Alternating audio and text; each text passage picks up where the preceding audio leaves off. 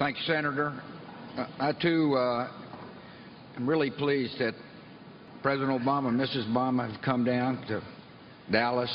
I also want to welcome Vice President Mrs. Biden, Mr. Mayor, Chief Brown, elected officials, members of the law enforcement community. Today, the nation grieves, but those of us who love Dallas and call it home have had 5 deaths in the family. Laura and I see members of law enforcement every day. We count them as our friends. And we know, like for every other American, that their courage is our protection and shield. We're proud of the men we mourn and the community that has rallied to honor them and support the wounded. Our mayor and police chief and our police department have been mighty inspirations for the rest of the nation.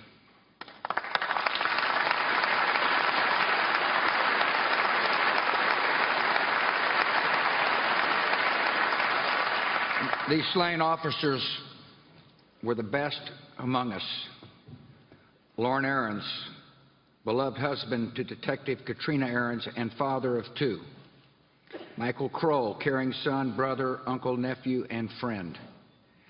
Michael Smith, U.S. Army veteran, devoted husband and father of 2.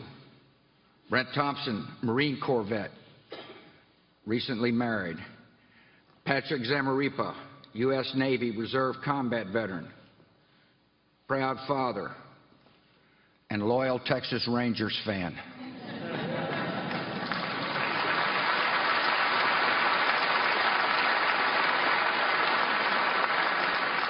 With their deaths, we have lost so much. We are grief-stricken, heartbroken, and forever grateful. Every officer has accepted a calling that sets them apart. Most of us imagine if the moment called for that we would risk our lives to protect a spouse or a child. Those wearing the uniform assume that risk for the safety of strangers. They and their families share the unspoken knowledge that each new day can bring new dangers. But none of us were prepared or could be prepared for an ambush by hatred and malice. The shock of this evil still has not faded. At times it seems like the forces pulling us apart are stronger than the forces binding us together. Argument turns too easily into animosity. Disagreement escalates too quickly into dehumanization. Too often we judge other groups by their worst examples, while judging ourselves by our best intentions. And this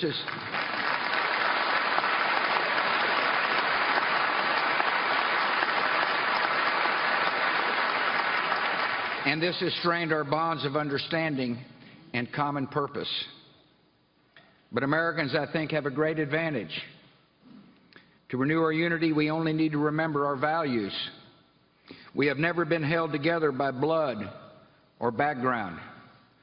We are bound by things of the Spirit, by shared commitments to common ideals. At our best, we practice empathy, imagining ourselves in the lives and circumstances of others. This is the bridge across our nation's deepest divisions.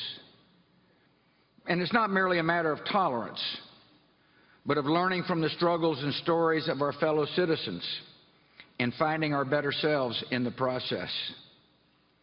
At our best, we honor the image of God we see in one another. We recognize that we are brothers and sisters, sharing the same brief moment on earth and owing each other the loyalty of our shared humanity. At our best, we know we have one country, one future, one destiny. We do not want the unity of grief, nor do we want the unity of fear. We want the unity of hope, affection, and high purpose. We know that the kind of just, humane country we want to build, that we have seen in our best dreams, is made possible when men and women in uniform stand guard. At their best, when they're trained and trusted and accountable, they free us from fear.